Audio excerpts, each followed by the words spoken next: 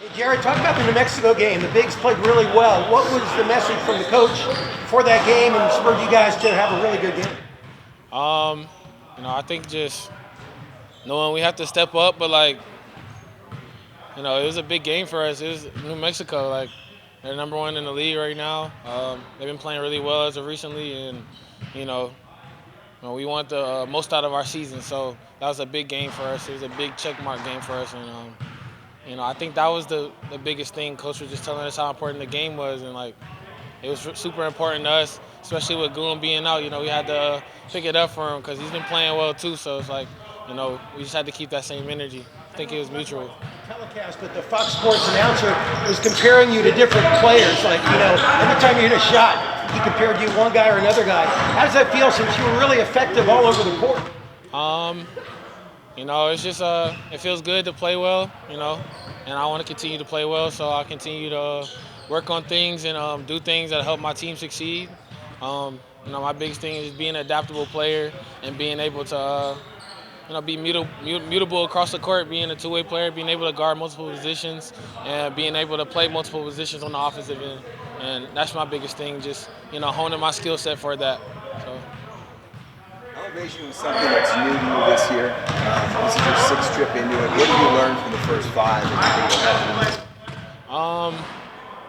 So you gotta drink your beet juice, man.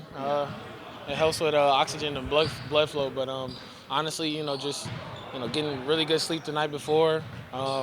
Preparing during the week.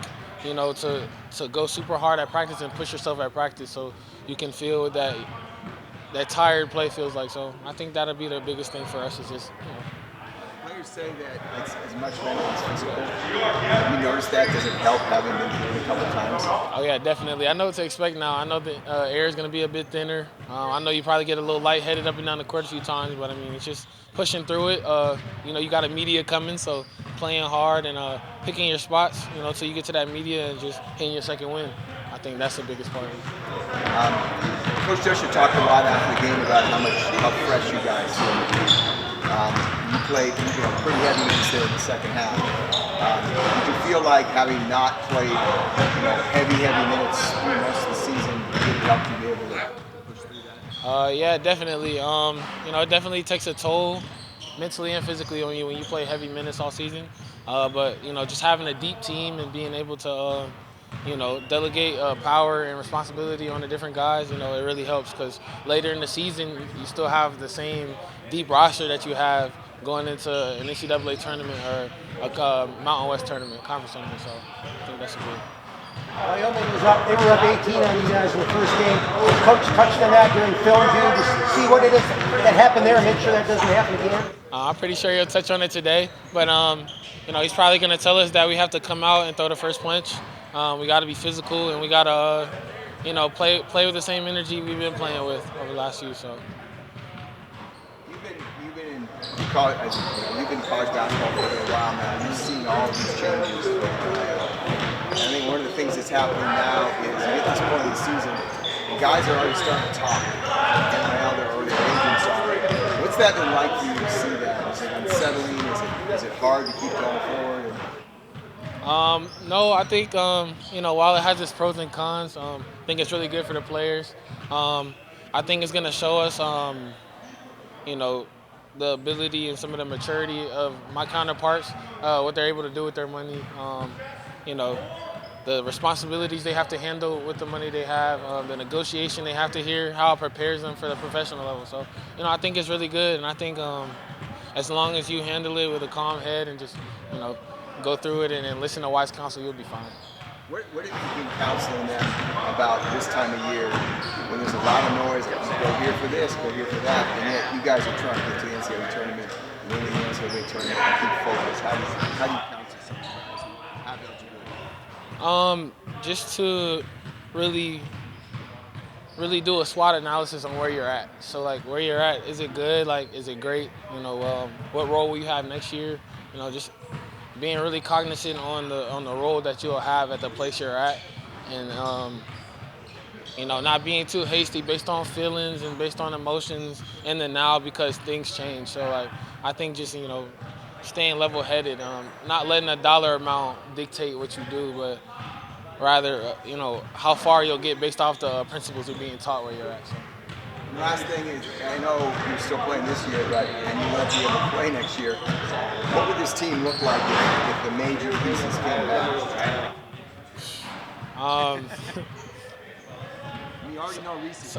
So immediately, I think like top 20. I think that this team, and I've been able to experience it for 1 year, but this team is super connected, from the coaches to GAs and managers. Like everybody respects everybody, so I think it's just gonna be a joy to watch. Like watch them develop. Some of the young guys develop. Watch Reese, come back and play last year and be able to really like show you guys who he really is. Like it's gonna be incredible. So I think they're gonna be an incredible team. I think they'll get one of the how we got Cardi Aztecs. I think they'll get a pretty good nickname for a team. So. How you felt on Tuesday night versus the previous 4 or 5? I think just understanding that I'm playing 30 minutes a game, 35 minutes a game. So, game's gonna come to me. There's no need to force anything. Just play within the game. My teammates trust me, so be confident when I get the ball. Take the shots that I'm confident with, and end of the day, just be me out there. How close are you to various ailments to being 90, 100%? I'm feeling good. I got an injection in my hip yesterday, so I'm pretty much going to carry me throughout the year to 100% on the lower half. Thumb is still swollen, but the pain is not there as much anymore, and I'm finding a way to get the right rotation on my shot and stuff. So I'm pretty there to 100, as close as you get to 100 during this time of the year as you can, really. Hey, Miles, against Wyoming first game, you guys were down 18 early and then came back. Obviously, you don't want to be in that situation again. Has Coach talked a little bit about that and what maybe to focus on this time to make sure you get? Yeah, we had an off day yesterday, so we'll probably lock in a little bit more on the scout today, talk about what needs to happen, maybe reflect a little bit on our last game against them. But, yeah, you definitely can't go down 18 to them while at Wyoming. The elevation is going to play a factor in that. So, we got to be able to hopefully not get punched in the mouth early and throw that first punch. How hard is it to play in an arena like that? It probably won't be full. You're up at elevation. You're used to the big crowded Viejas or the bigger arenas. How is it to get up to play in a game like that where maybe there's not as much energy in the arena? As much as there's a lot of those venues where it's amazing energy and a little bit of elevation and, you're having a great fan base that you're playing against that's at their game, trying to support them. Wyoming's definitely going to have people there. I don't know if it'll be sold out, but they'll have fans there. And the elevation's a little bit crazier. So, we just got to be us, be mature, go in there and handle business. Do you notice it at Wyoming, the highest elevation?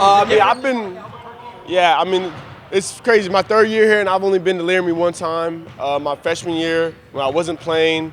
And, I felt it running out of the tunnel for pregame warm-ups and stuff. So you feel it as soon as you land in Colorado and drive up to Laramie. I think we're flying straight to Laramie this time. So you're going to feel it right once you get off the plane, hydrate, beet juice, sleep, and, you should be good to go.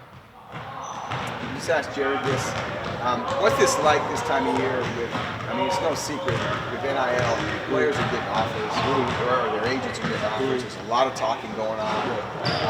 How do you guys sort of push that noise out? How do you do it personally? I just don't entertain it, this is really this kind of process of it's almost like an off season for like a professional sport is what it feels like nowadays. Last year I didn't entertain anything. I was set coming back to Sdsu, and that's the same thing I'm doing right now. We got 3 games left in conference. We got the conference tournament, and then trying to get into March. So right now we have bigger things to focus on than what you're thinking about next year and stuff like that. So. A player like you obviously has 3 options. You can stay here and turn pro, or you can go play somewhere else in college. Last year, Reese ruled out. He was a similar situation. He ruled out going somewhere else, and was one of those. Yeah, I'm ruling out the same thing. If I'm going to come back, no portal for me. If I'm coming back to college, I'm coming back to SDSU.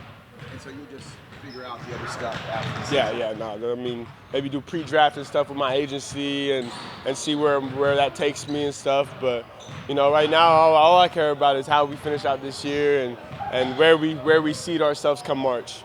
I know you're still in this season, but Jared was talking about. He obviously can't play on this team next year. What would this team look like? You've already got Reese back. Training everybody. I think sky's the limit. I mean, just like this year, super talented.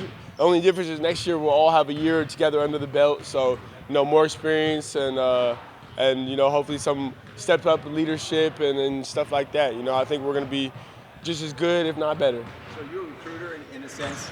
I mean, I think I've always been a recruiter, and I don't think it's kind of on purpose. I think it's just energy. I'm an energetic guy. I'm friendly. I'm outgoing. So whenever there's a chance to bring a talented player in here, I think I'm a good guy to go after them and kind of talk to them.